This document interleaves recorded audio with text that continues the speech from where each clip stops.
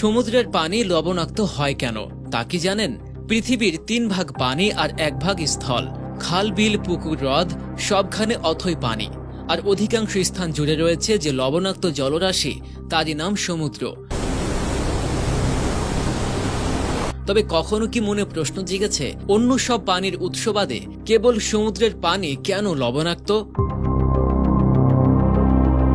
সমুদ্রের পানিতে লবণ আসে মূলত ডাঙা স্থলের পাথর থেকে। বৃষ্টিপাতের সময় পানির ফোঁটাগুলো যখন পড়ে, তখন সেগুলো আশপাশের বাতাস থেকে কার্বন ডাই অক্সাইড মিশিয়ে দেয়। পানি আর কার্বন ডাই অক্সাইড মিলে তৈরি করে কার্বনিক অ্যাসিড, যার ফলে বৃষ্টির পানি এক প্রকার অ্যাসিডিকে রূপান্তরিত হয়ে পড়ে। আর অ্যাসিডিক পানি যখন পাথরের গায়ে পড়ে, তখন এর ভেতরের অ্যাসিড পাথরের শরীর বেয়ে নামে এবং আয়ন তৈরি করে। এই আয়নগুলো আবার গড়িয়ে পড়ে নদী কিংবা হ্রদে। সেখান থেকে একটা সময় তা গিয়ে পড়ে সমুদ্রের পানিতে। এমন নানা রকম আয়ন সমুদ্রের পানিতে থাকে। এগুলোর মধ্যে কিছু আয়ন সামুদ্রিক জীব খাদ্য উৎপাদন ও অন্যান্য কাজে ব্যবহার করে এবং সমুদ্রের পানি থেকে সরিয়ে ফেলে। বাকিগুলো সমুদ্রের পানিতে মিশে থাকে। দীর্ঘ সময় এভাবেই সমুদ্রের পানিতে থেকে আয়নগুলোর পরিমাণ বাড়তে থাকে। এসব আয়নের মধ্যে সবচেয়ে বেশি পাওয়া যায় সোডিয়াম ও ক্লোরিন।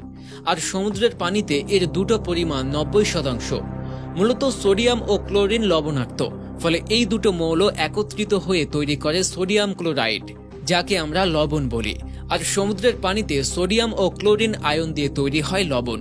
আর এই দুটোর পরিমাণ অনেক বেশি হওয়ায় সমুদ্রের পানিতে লবণের পরিমাণ অনেক বেশি। এজন্যই সমুদ্রের পানি লবণাক্ত এবং তা থেকে প্রচুর লবণ উৎপাদিত হয়। এখানে আরেকটা প্রশ্ন ওঠে, নদীর পানি কেন লবণাক্ততা হয় না? নদীতেও তো অ্যাসিড বৃষ্টি হয়। বিভিন্ন খনিজ পদার্থ বা পাথর গলে লবণ থেকে মেশে নদীর পানিতে, তবুও নদীর পানি মিষ্টি। এর কারণ নদীর ভিন্ন বৈশিষ্ট্য। নদী মোটেও স্থির নয়, বরং সব সময় বহমান। বড় বড় পাথর থেকে বয়ে গিয়ে পড়ে সমুদ্রে। নদী প্রবাহিত হওয়ার সময় মাটির লবণ ও খনিজ পদার্থ ধুয়ে সাগরে নিয়ে যায়। তাই নদীর পানিতে সাধারণত এসব পদার্থ জমে থাকতে পারে না। সাগরের পানিতে এই খোদাই করা অদ্ভুত পাথরগুলো কেন ফেলে দেয়া হয়? এগুলো সমুদ্রে ফেললে লাভ কি? মূলত সাগরের তলদেশে ছোট ছোট মাছগুলো বরাবরই শিকারী কিংবা বড় মাছের শিকার হয়। সাগরের নিচে এই পাথরগুলো রেখে দিলে সেগুলো ওখানে ছোট মাছগুলোর জন্য আশ্রয় হয়ে দাঁড়ায়, ফলে মাছগুলো সেখানে লুকিয়ে থাকতে পারে। তাই সমুদ্রে এই পাথরগুলো ফেলে দেয়া হয়।